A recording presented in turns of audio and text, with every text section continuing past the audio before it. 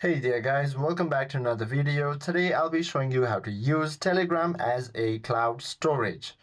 Now to use Telegram as a cloud storage, it is also a popular way to get unlimited space for files up to 2 GB each or 4 GB for premium users.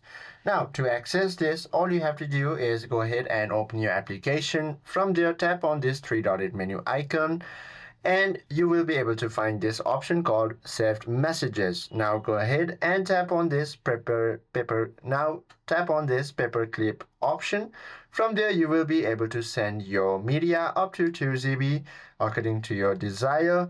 Now once you have selected all the media, what you can do is go ahead and tap on this paperplane option or the send button, and that is how you can use Telegram as a cloud storage.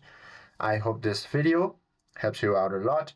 If you have any questions or queries, please do comment down below.